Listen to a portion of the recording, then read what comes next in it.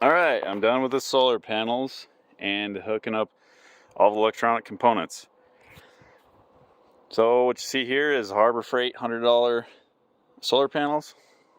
I made an additional spot for a fourth one in case I want to up it to 400 watts. As you can see, I built this metal framework, just welded it together, and then attached it to my roof rack with U-bolts. So the solar panels run into this little box here that I bought off of eBay. I drilled a hole in the roof, and then around the jagged corners of the hole I put electrical tape because I didn't have any other kind of rubber to put in there. This wire is a little bit loose, so I might wind up putting some silicone in here because it's tightened down all the way. This one has two, so it's not as loose. Just to make sure there's no moisture getting in there, I will probably wind up siliconing that. All of these came from Harbor Freight, all the wiring. This did not, this came from Amazon. And I had originally planned to not put it on top or even connect to my roof rack because I wanted it underneath and closer to the roof and to be able to use my roof rack completely. However, the corner brackets that came with this, they look just like that, but it just wasn't sitting flush, and I felt like drilling that many holes in the roof would actually be kind of counterproductive. So wound up only having to drill those in the roof, and then that's it. This was a pain in the ass to build, but in the end it turned out pretty freaking sweet. Okay, so each solar panel is attached to the frame that I built, the steel frame, by self-tapping screws. There's 4 in each solar panel, and they are very snug in there as it is. Okay, so all the wiring underneath here is zip tied to the solar panel frame. They have a bunch of holes here already pre-drilled for me. I will have to tidy up these, and then I'll probably wind up putting shrink wrap over the top of these connections. But I have to get some more, so I haven't completely done that yet. And then I'll tidy it up so it doesn't bounce up and down and make noise on top of my roof. Okay, so as you can see, I can still use my roof rack even with the solar panels on there, as long as I elevate whatever's on there. Pretty much I'm just gonna have my canoe anyways, so I'll just figure out a way to tie up the seat backs so that they don't smack into the solar panels while I drive. Okay, so there's my hole, and I did that specific size because I couldn't find any other smaller drill bits, and I didn't want to go to town to get one any smaller. I did have smaller wood ones, however, I had to cut through the steel of the body of the van as well as that wood, so it worked out fine. One day I might throw some great stuff, expanding foam in there, some insulation foam, but as it stands right now, I don't mind that hole being there. It's fine. Okay, so just for informational purposes, the wires inside these, I believe, are either 14 or 16 gauge. They run into this box, which you can buy from Harbor Freight, and then they run out in 10 gauge wire. So that actually makes this system parallel. So that was the absolute easiest way that I could find to make the system work. At Harbor Freight, they have wiring harnesses, combinations, boxes. I couldn't find where they sell just the individual wires. But it came with a bunch of extra things to charge batteries if I was to not hook it up like this.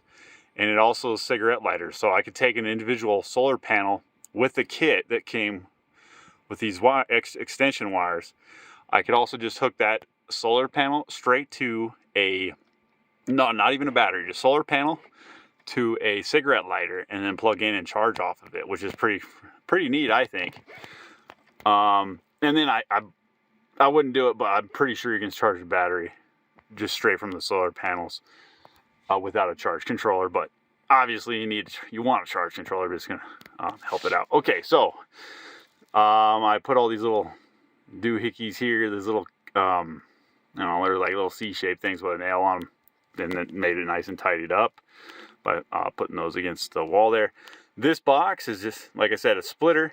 And then by going into a bigger gauge wire, it's able to run I think it's more amps. Yeah, more amps because it's not in series. That is why it goes from skinnier gauge wire to the thicker gauge wire.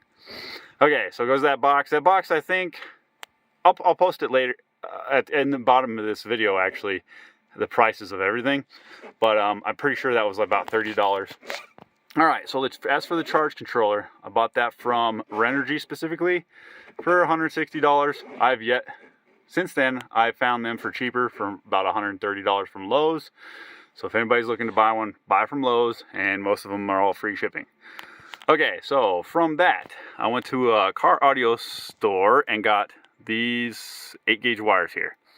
So this solar panels, 10-gauge wire into where it says the P, which is left side there, and then from the solar charge controller, 8-gauge wire down to a 40 amp fuse, which is intended for a car stereo system, and that goes into my battery, and then from the battery it goes to an inverter, also with 8-gauge wire. However, this inverter specifically said on these connection spots here, it was labeled that it needs 2-gauge wire, so I might have to run either an additional strand of 8-gauge to that from the battery, or we'll see how hot it gets and then determine from there.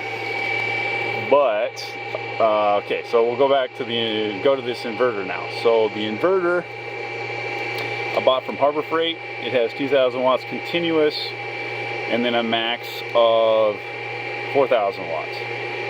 Was $300 from Harbor Freight. Okay, and as for my battery, it is a 100 amp hour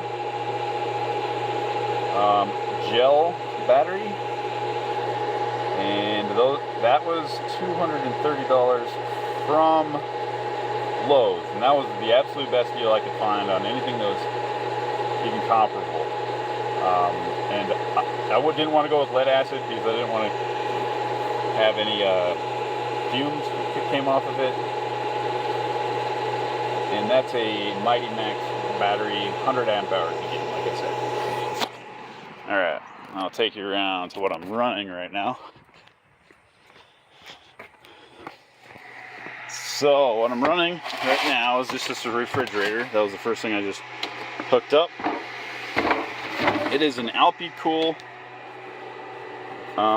dual temperature refrigerator.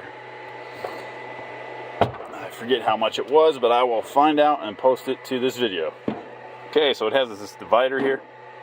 Obviously it has just one cooling mechanism, so the compressor only does one temperature. However, it runs one side, and then this kind of slows down the cool, and then it's different temperature on the far end. So yeah, I got my instructions in here so I can read about it later.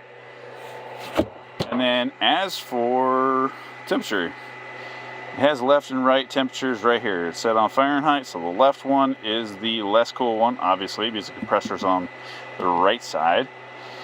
And then the colder temperature is on the right, closer to the compressor. And cooling coils, whatever you want to call them. Okay, so what it's drawing from the inverter says it's 14.5 volts. Let's see what the charge controller has to say about that. Okay, so charge controller runs.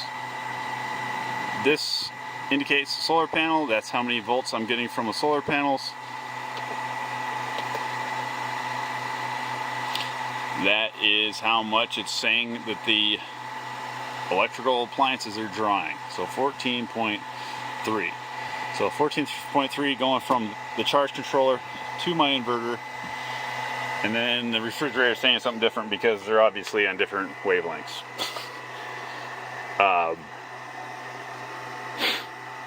not wavelengths, but you know what I mean. They're different mechanical tools, so they're not going to be exact. But yeah, that's how much it's taken. This refrigerator, I will wind up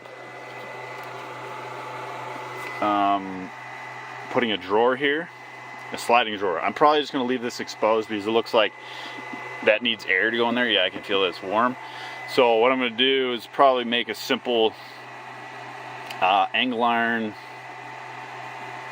and wire mesh, or maybe angle iron and a board on the bottom, but then I'm going to leave this front part exposed, and then I will do slides that are a latching slide. So I'll have one little tab over here to flip up, and I may wind up putting so I'll have angle iron on the bottom with a board, little thing there, and then I'll probably wind up putting a piece of angle iron up, and then I'll have the switch up here, so a little piece of cable that runs from the lever down here up to the up top, so it'll be easier to access rather than bending all the way down to the floor to get the slide.